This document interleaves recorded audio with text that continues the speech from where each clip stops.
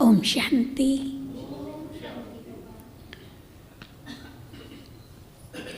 आज अव्यक्त बाप दादा की मुरली है।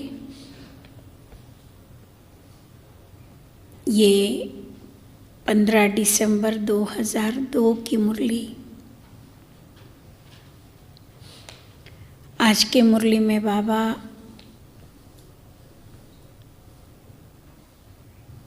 दो तीन बातें सुनाना चाहते हैं। पहली बात ये है कि बाबा कहते हैं कि बच्चे मैं तुम्हें बहुत मान देता हूँ, स्वमान देता हूँ, और तुम बच्चे उस मान को स्वीकार करते हो कि नहीं करते हो। जब आत्माओं को भगवान स्वयं मान दे, स्वमान दे, सच्चा मान दे, क्योंकि स्वमान हमारा सच्चाई है, हमारी रियलिटी है, और ये स्वमान हमारी रियल पुरुषार्थ है। तो बाबा कहते हैं कि अगर तुम बच्चे मेरे मान को स्वीकार करते हो तो उसके नशे में क्यों नहीं रहते हो, उसके निश्चय में क्यों नहीं रहते हो।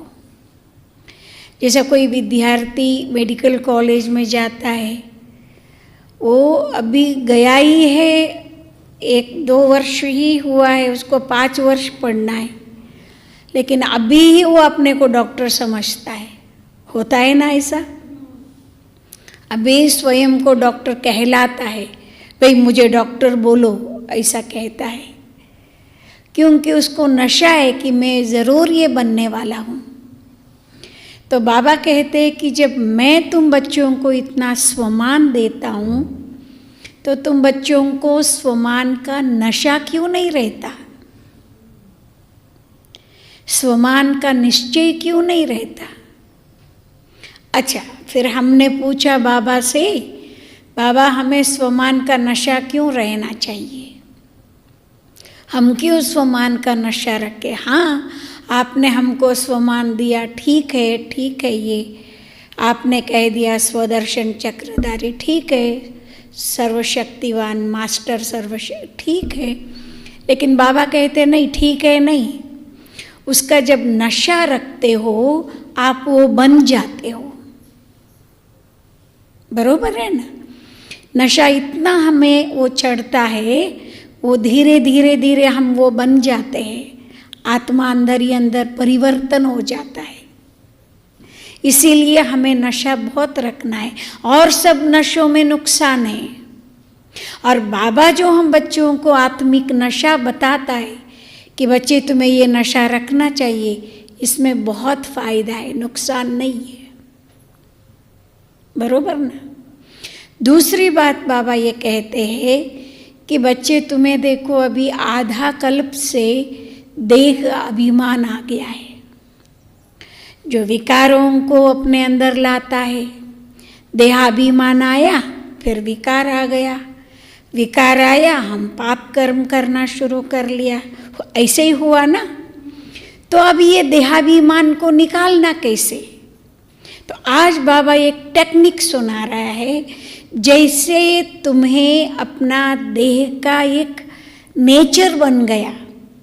जैसे समझो मैं बहुत जोर से बोलती हूँ, आवेश से बोलती हूँ, आंखें दिखा करके बात करती हूँ, फिर आप मुझे बोलते हो बहन जी तुम्ही असं काय करता हो, फिर मैं ऐसे बोलती हूँ काय करू, ये माझी नेचर आहे, माझे स्वभावच अशी आहे, स्वभावाला काही औषध असतो का, नहीं ना, ऐसे करके मैं इसको बना लेती हूँ।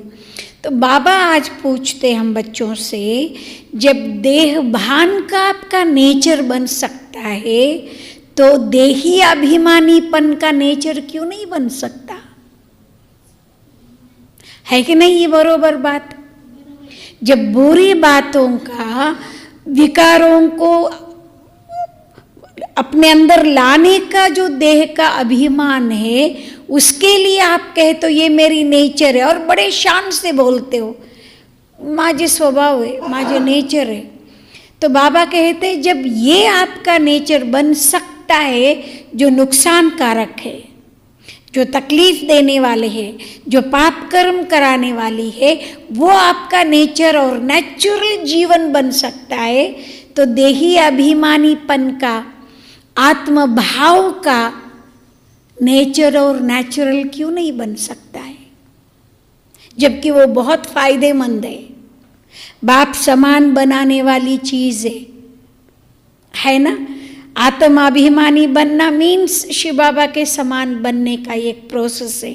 तो जबकि आप इतने ऊंच बन सकते हो, तो उसका नेचर आप क्यों अपने अंदर नहीं बना सकते हो, उसका स्वभाव क्यों नहीं बना सकते हो। ये आज 2 पॉइंट्स जो है ना बड़े मेन है। एक, स्वमान का नशा रखो, क्योंकि वो आपकी रियलिटी है, आपकी वो सत्यता है। दूसरा, आत्मभाव में रहना, आत्मा आत्मा भाई भाई की वृत्ति में रहना, आत्मिक स्वभाव अपना जो है वो नेचर बन जाए। जो बाबा कहते हैं ये नेचर भी बदल जाता है। नेचर माना 5 तत्व, प्रकृति को भी अंग्रेजी में नेचर बोलते हैं ना। तो अपना अगर नेचर पॉजिटिव हो गया, आत्मिक हो गया, तो बाहर का 5 तत्वों का नेचर भी जल्दी से जल्दी बदल सकता है। और तीसरी बात बाबा कहते, पिछले हफ्ते में भी बाबा ने कहा था कि बच्चे, ब्रह्मा बाबा जब अव्यक्त हो रहे थे, अव्यक्त होने के 1 घंटे पहले बाबा ने 3 शब्द उच्चारण करके चले गए, निराकारी बनो, निरअहंकारी बनो और निर्विकारी बनो। तो आज बाबा कहते कि बच्चे उन 3 बातों को सदा याद रखो, क्योंकि वही आपको व्यक्त से अव्यक्त बनने के लिए मदद करता है। और व्यक्त से अव्यक्त बनना माना ही बाप समान बनना, क्योंकि शिव बाबा भी अव्यक्त है और दादा भी अव्यक्त है।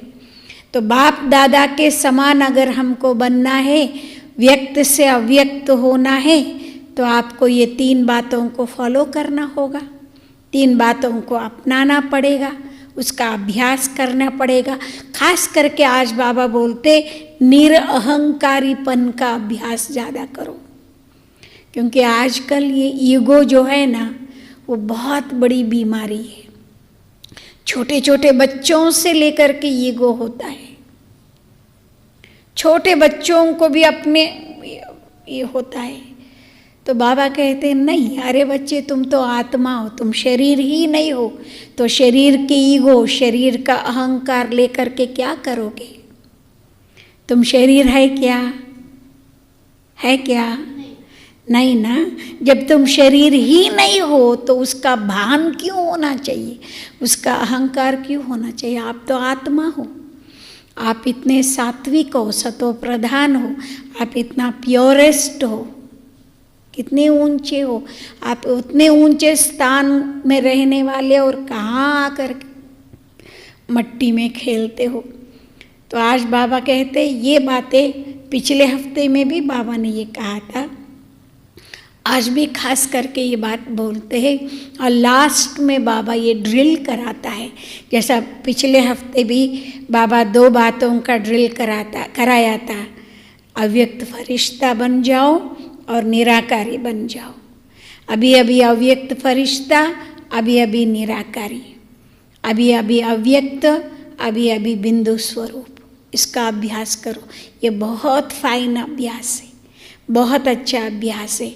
तो ये अभ्यास सदा बनाए रखना, ये हम बच्चों का काम है। तो चलो सुनते हैं आज के बाबा की मुरली। आज बाबा की मुरली बहुत इजी है, कोई टफ नहीं है, इसीलिए इजीली समझ में आ जाता है।